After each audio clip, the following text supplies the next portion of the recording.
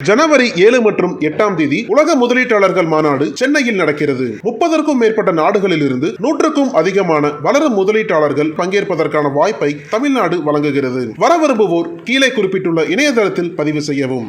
குறைந்த விலை, நிறைந்த தரம், தங்கள் தேவைகள் அனைத்தும் ஒரே இடத்தில். ஜெயச்சந்திரன் டெக்ஸ்டைல்ஸ். ஹலோ தொடர். வணக்கம் தொடர். வணக்கம்.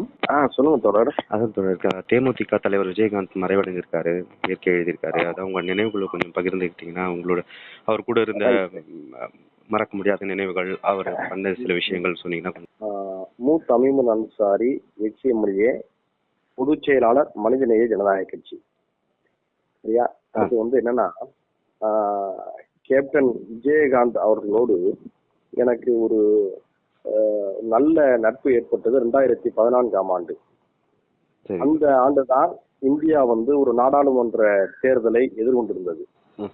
அந்த சமயத்தில் கேப்டன் அவர்கள் பிப்ரவரி மாதம் என்று நான் நினைக்கின்றேன், அப்போ மலேசியாவுடைய தலைநகர் கோலாலம்பூர்ல அவருடைய நண்பர் ஜலால் அவர்களுடைய இல்லத்துல தங்கியிருந்தார், அவருடைய ஏற்பாட்டுல. ஜலால் என்பவர் கேப்டன் விஜயகாந்த் அவர்களுடைய பர்சனல் நண்பர். மனம் விட்டு அவரோட தான் பல்வேறு விஷயங்களை அரசியலெல்லாம் கடந்த பல விஷயங்கள் எல்லாம் பகிர்ந்து கொள்வார். அந்த நேரத்துல நான் மலேசியா போயிருக்கிறேன். அப்போ மலேசியா போன நேரத்துல கேப்டனை எப்படியாவது திமுக கூட்டணிக்குள்ள கொண்டு வரணும் என்பதற்காக நான் அங்கிருந்த முயற்சி பண்றேன். அந்த தகவலை இங்க அறிவாலயத்தில் இருந்த கலைஞர் அவர்களுக்கும் நம்ம தெரிவிக்கிறோம். கலைஞருக்கு ரொம்ப மகிழ்ச்சி, எப்படியாவது ஒரு பேச்சுவார்த்தை நடத்தி நல்லதமா இந்த கூட்டணி அமையணும்னு சொல்லி விரும்பினார். அப்போ கேப்டன் அவர்களை மலேசியாவுடைய தலைநகர் கோலாலம்பூர்ல புக்கிட் பிந்தாங்கன்னு ஒரு ஏரியா இருக்கு. புக்கிட் பிந்தாங்கன்னு தமிழ்ல சொன்னோம்னா அது நட்சத்திர பூமின்னு இருக்கும். அங்க ஒரு பெரிய ஒரு நட்சத்திர ஹோட்டல்ல நான் அவருடைய நண்பர் ஜலால் அவர்களுடைய மூலமா நான் சந்திக்கிறேன்.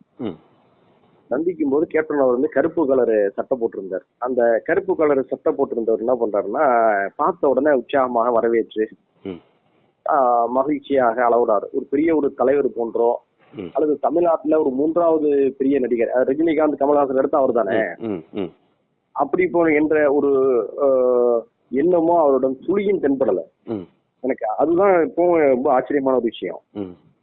அந்த நேரத்துல பல்வேறு விஷயங்கள் மணிக்கணக்கா பேசுறோம். அந்த சந்திப்பு ஒரு பல மணி நேரம் நடந்துச்சு, ஒரு 4-5 மணி நேரம் நான் நினைக்கிறேன். அப்போ அந்த சமயத்துல நீங்க திமுக கூட்டணிக்கு வரத நாங்கெல்லாம் விரும்புறோம், கலைஞர் விரும்புறாரு, உங்கள்கிட்ட நாங்க வரக்கூடிய இந்த செய்தியை கூட அவங்களுக்கு தெரிவிச்சுட்டு தான் வர்றோம் அப்படின்லாம் சொல்லும் பொழுது ரொம்ப ஆச்சரியத்தோட பல்வேறு விஷயங்கள பேசினாரு. பேசி அப்ப அந்த பேசுன எல்லா விஷயத்தையும் இப்ப நான் வெளியில சொல்வது நல்ல நிகழ்வாக இருக்காது. அவருக்கு அந்த சமயத்துல அவர் சொன்னாரு, எம்ஜிஆரை நான் பார்த்தா விழுந்துருவேன், கலைஞரை கலைஞர்கிட்ட பேசுனா நான் விழுந்துருவேன் அப்படின்னா. ஏன்னு சொன்னா சரி, நான் கலைஞர்கிட்ட நான் போன் போட்டு தரோம், நீங்க பேசுங்கிற மாதிரி சொன்னோம். அதுக்கு சொன்னாரு அவரு.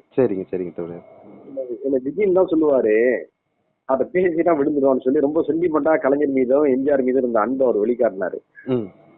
அடுத்து அந்த சமயத்துல அவர் அரசியல், கட்சி, ஊடகம் இதையெல்லாம் கடந்து பல்வேறு விஷயங்களை பகிர்ந்து கொண்ட பார்க்கும்போது அவர் எளிமையானவர் மட்டுமல்ல இனிமையானவர் என்பதையும் நம்ம அந்த இடத்துல புரிய முடிஞ்சிச்சு.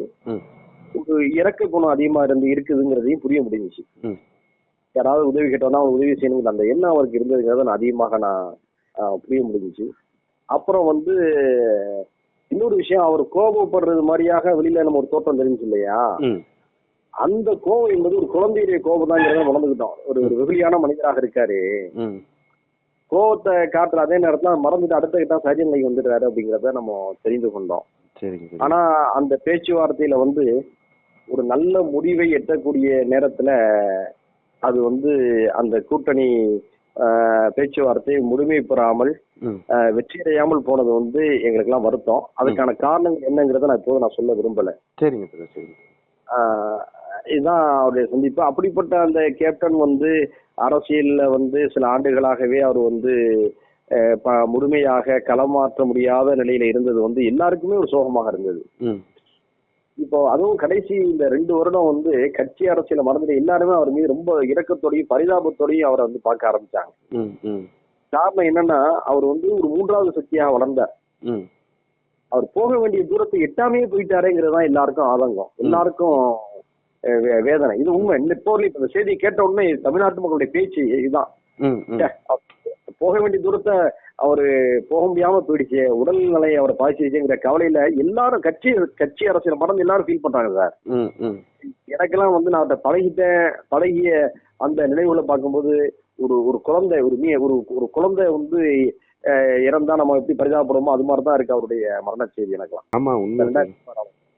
அந்த அந்த பேச்சுவார்த்தை என்ன கலைஞர் என்ன சொன்னார்னா பத்திரிகையாளர்கள்ட்ட, நான் கேப்டன் விஜயகாந்தோட தமிமுன் அன்சாரி வந்து கோலாலம்பூர்ல பேசிக்கிட்டு இருக்காரு, அவரோட ரிசல்ட் என்னன்னு கேட்கும் போது விரைவில் பழம் கனிந்து பாலில் விடும்னு சொன்னார் தெரியுமா?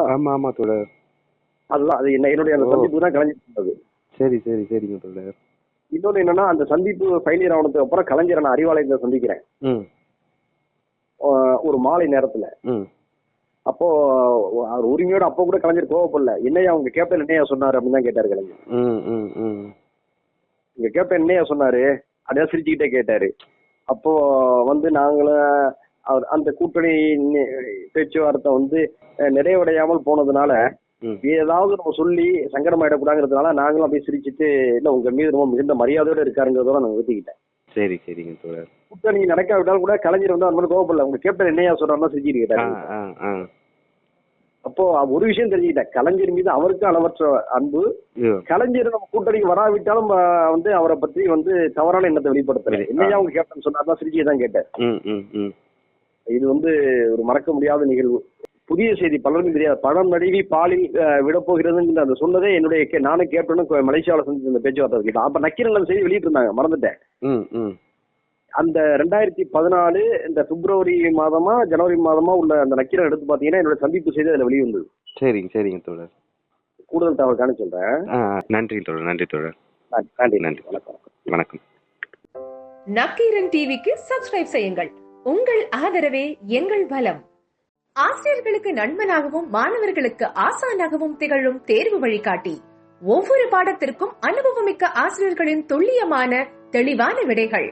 CNC இருக்கு, தேர்வு பயம் எதற்கு? இது தீரன் பப்ளிஷிங் ஹவுஸ் விற்பனை வெளியீடு.